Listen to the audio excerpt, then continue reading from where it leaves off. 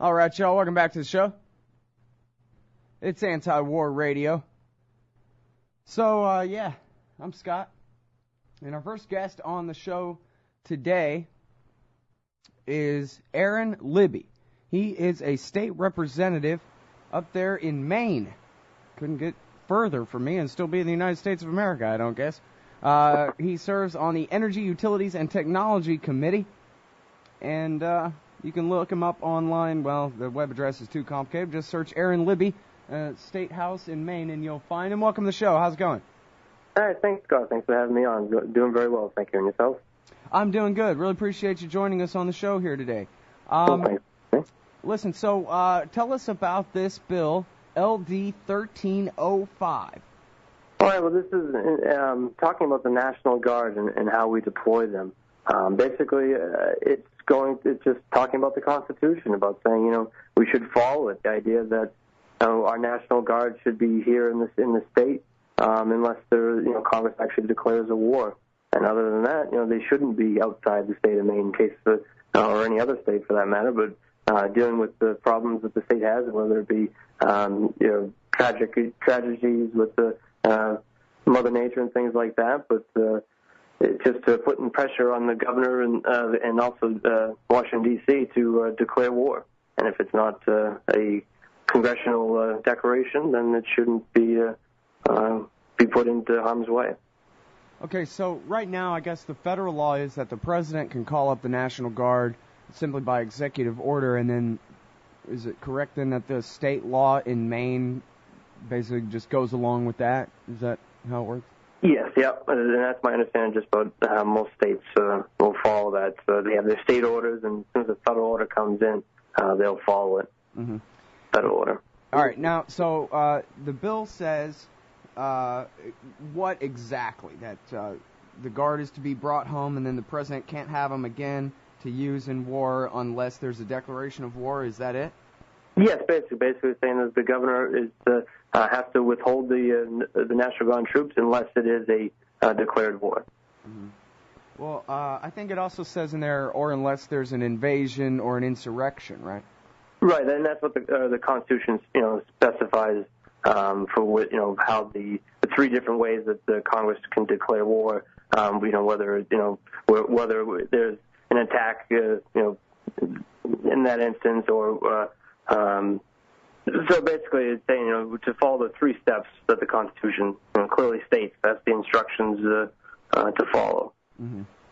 All right, now, I'm not really the expert on this, but I think I'm under the impression that the National Guard units are just that, National Guard units, that they're created by the Congress under the power of the Congress to raise and support armies. They're not the state militias of the 19th century. So I wonder, whether, the supremacy clause in this case would just, knock down your attempt to do this. Or wouldn't you just have to create a separate state militia and maintain your control over that instead?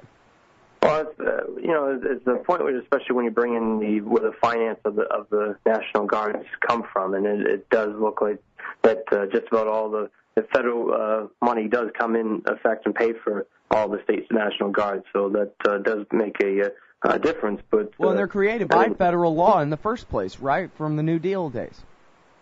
Yeah, basically it's just kind of the changing. I mean, the Constitution talks about that being a militia, and that's basically what the National Guard is the state guard, state militia, and to whether or not it was a movement to put down to cut down the amount of standing army, and so to have the state's guard to be able to call up at any given time. That's it's a possibility. All right. Well, now, I guess I really need to talk with some more legal minds about that, because I guess I was under the impression, and I don't know, I mean, maybe I'm kind of half right that they kind of got rid of the state militias and that they were supplanted by the National Guard, but maybe the states really do maintain much of the control. I'm not exactly sure how it works, really. Yeah, I mean, until, as it was told to me, the state guard follows all state orders until a federal order comes in, and then they follow the federal order, whether that's And at this point, the federal order can simply just come from the president, right? Correct. Uh-huh. All right, and so now tell me a little bit about Maine's National Guard. Are they over there in Iraq and Afghanistan and so forth right now? There has been tours, yeah. There have been different tours, and the different refueling tankers and things like that. So there has been National Guardsmen that have done multiple tours. Do you have any kind of estimate as to how much this is costing the state of Maine? Well, that's under my understanding of how that's financed, is that it actually, the federal government does pay for the whole program. Right. So I guess when it comes to Maine's costs, you can only look kind of at opportunity costs for what does it cost the government when they don't have the Guard around and they need them for something. Right.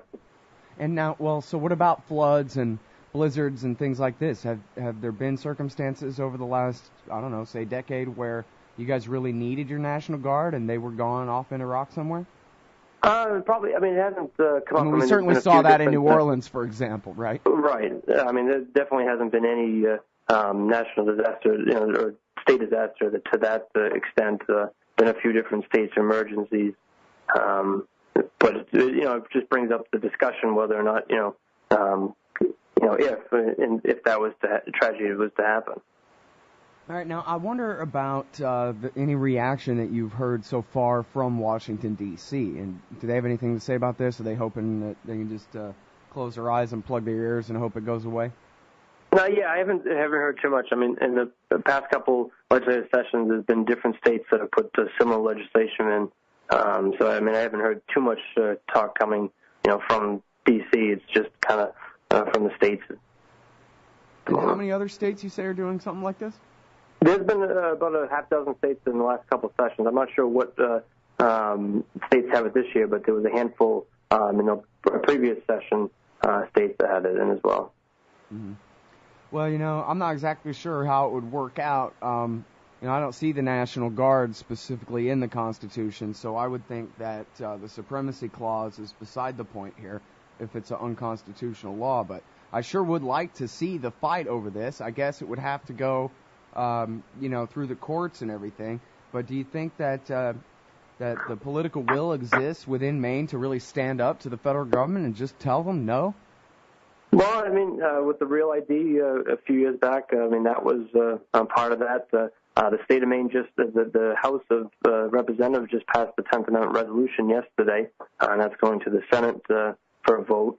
So, there's a lot of 10th Amendment-style bills and a lot of discussion more about getting back to limited government and back to constitutional government.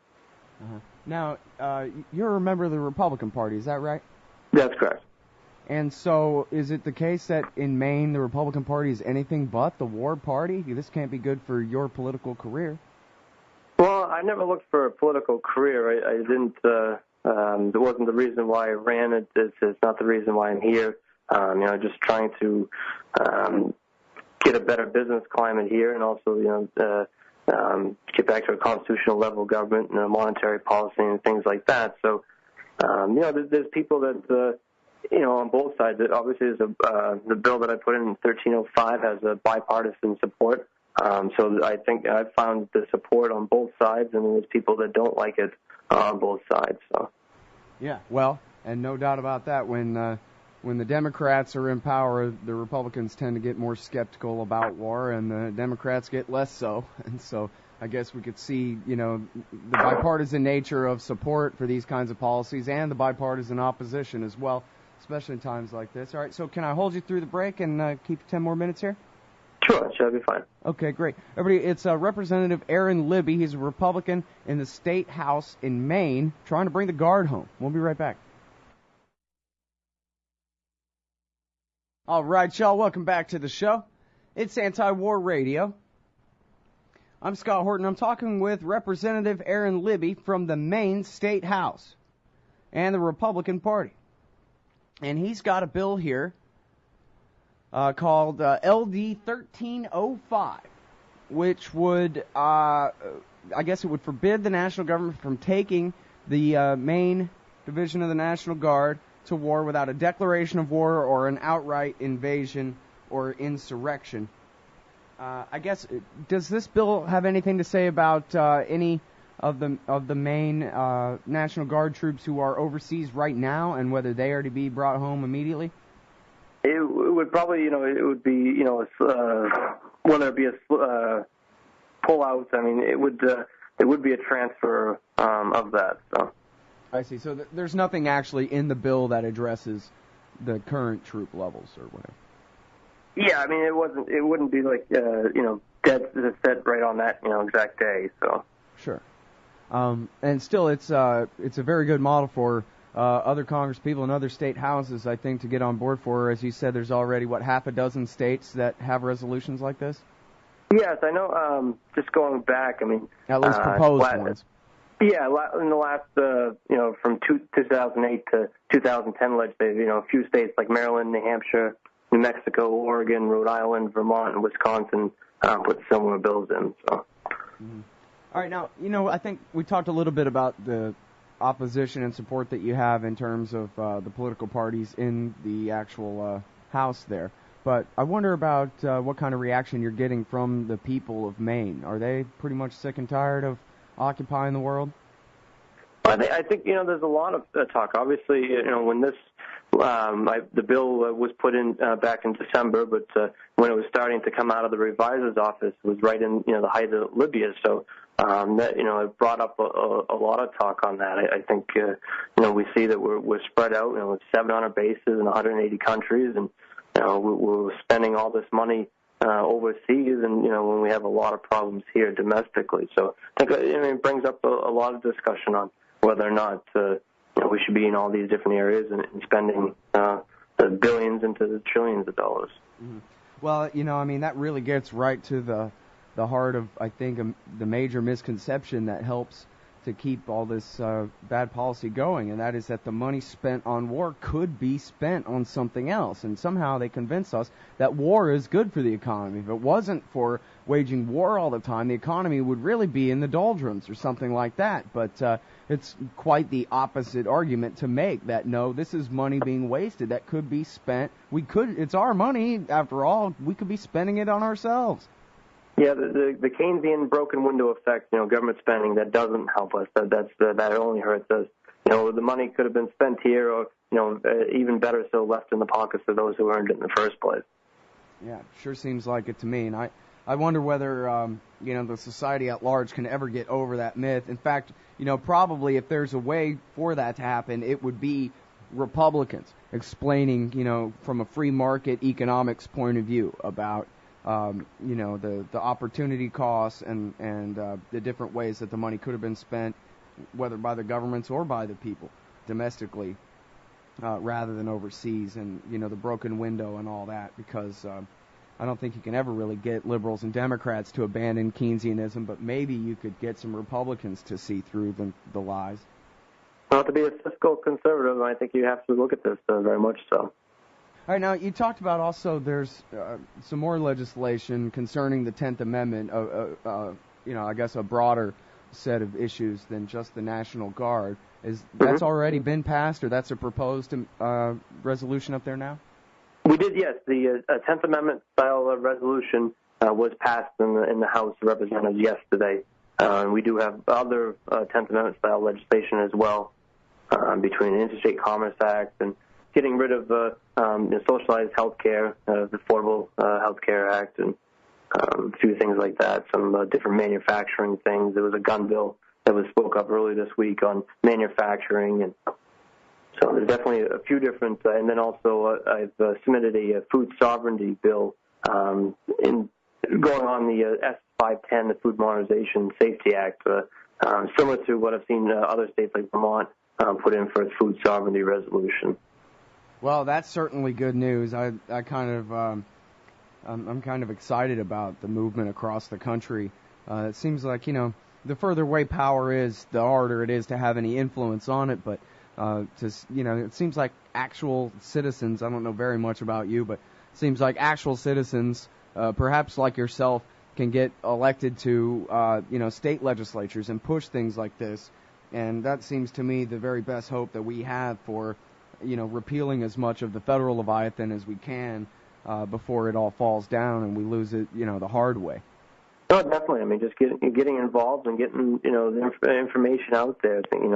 See, what has happened in the last 5 or 8 years or so. Obviously, all the information on the internet and talking about the spending, all that we're doing, and the Federal Reserve and all those entities. So I think it's a positive that this message keeps growing. Mm-hmm. Well, and now, what kind of fight do you expect about some of the laws that you're attempting to nullify here? Well, some will be interested. I mean, first you got to go through a committee process, and we'll see. I mean, I think it was very positive that we passed the attempt amendment resolution yesterday. So we'll see how things go from here on out.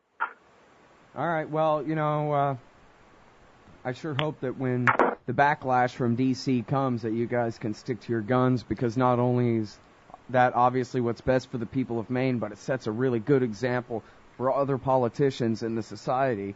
If they can be, taught to believe that opposing, whatever's coming out of D.C. as best they can is what's good for their political futures, then I sure would like them to see that example being set, Well, I think it's a great opportunity. I think we look at the history of nullification, look at the Kentucky and Virginia resolutions. I mean, I think there's a lot of historical instructions and ideas there that explains a lot of this. So. All right. Now, back to a little bit of Maine politics. Inside the Republican caucus there, do you talk very much with the other Republicans, and do you discuss these kinds of foreign policy type issues, and do you think you're having, are you making any progress in helping change some minds? After all, like we were talking about before, it is a bit easier to talk about foreign policy with conservatives when Democrats are sitting in the White House. I think so. I mean, when you're looking at it, as one of the things that I keep bringing up is the idea, we haven't followed the Constitution since World War II. We haven't declared a war since World War II, and people don't really look at that, don't think about that. They think about the resolutions and things, and they don't look at the idea that we actually haven't declared war and that haven't been following the Constitution on that. So I think a lot of this opens up good discussion on that, and trying to not just say, all right, we're going to follow this part of the Constitution, but that part, we're not really going to hold to that. So I think it's very important to adhere to all of it. Mm-hmm. Well, I think that's one of the most important things that Ron Paul says in his regular statements about these issues is that nobody thinks that the Constitution is perfect. Nobody's ever really studied it. But the thing about it is, it's the law. And if we can treat it as though it's not the law, then basically government employees can just do whatever they want to whoever they want. And so if we want to change the Constitution, let's change the Constitution. But when we ignore it, we set ourselves on a path of real danger here. And I think that's an argument that ought to really appeal to conservatives here. They don't want to throw out George Washington's legacy and have whatever Obama and Hillary come up with instead be the way things are around here.